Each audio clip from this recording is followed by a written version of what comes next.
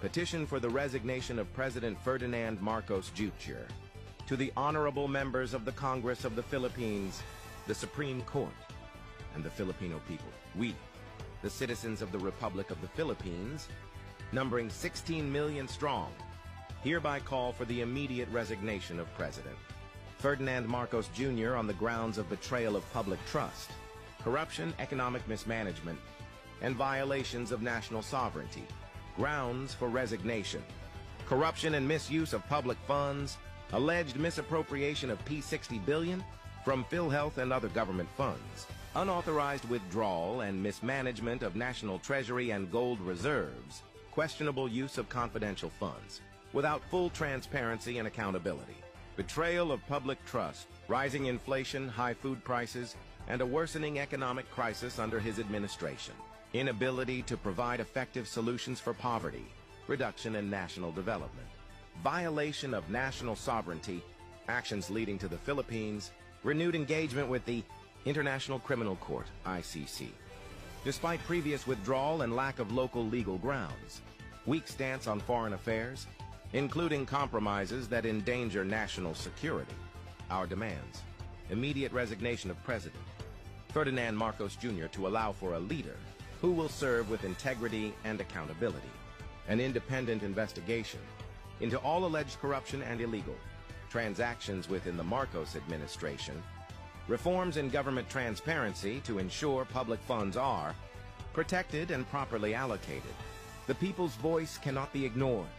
With 16 million signatories demanding change, we urge Congress and the appropriate government bodies to take immediate action. If the President refuses to resign, we support all legal and constitutional means to remove him from office, including impeachment and public demonstrations. We stand united in our pursuit of justice, transparency, and a better future for the Filipino people. Date, March 17, 2025. Submitted to Congress of the Philippines, Supreme Court of the Philippines, Commission on Audit, Office of the Ombudsman, the Filipino people. This petition serves as a collective statement of the Filipino people's demand for good governance, integrity, and accountability. You can take down all your opponent, but bear in mind that you are under oath working for the Filipino people. Therefore, the voice of the people is the highest law. Ito ay malakihan at tahasang cover-up sapagkat meron pong mananagot dito. Meron pong dapat makulong dito. Nasaan ang mga flood control? Nandyan ang mga flood control na overwhelm lang. Many months later. Wala kaming makita na kahit isang hollow block, isang ng simento, walang equipment dito. Lahat itong project na ito, ghost project. The 2025 budget is the most corrupt budget ever passed in the history of Congress. Sinabi ko yan. You know what? Nung araw sa time namin, pag may nag-mention sa previous budget, yung former chairman, tatayo kagad yan sa plenary.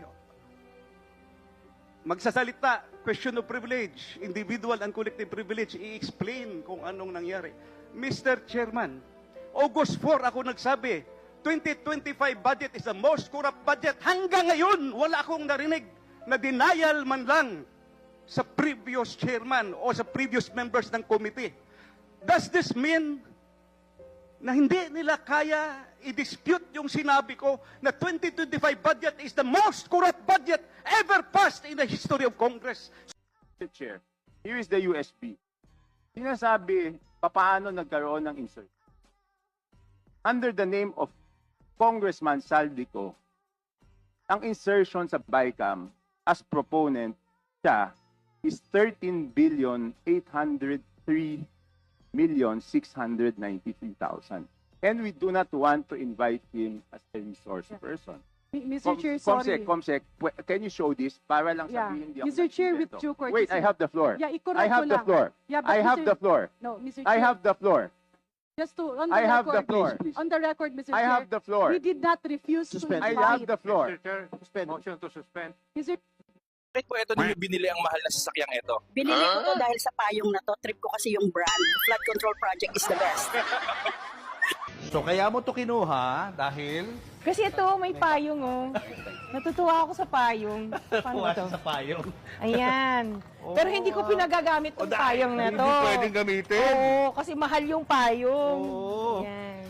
Ganda So, ito na. yung payong niya. So tingin isang payong yan. Yes, on both sides. Ayun, So, yan yung okay. feature niyang rolls na kaya ako siya nabili kasi tuwa ako sa payong. Nagtagal naman ang ating quick fix sa ating flood control. Epoxy yan, pare! Nadali Bumili ka mo. naman, tibahan, baka sakaling dumikit pa yan. Ang ganda naman ang magkaka-epoxy nyo dito, kumpadre. Pwede pa to. Hindi, teka. Bibigyan natin ng pondo yan. 1 bilyon! Ha! Epoxy nyo buo yan!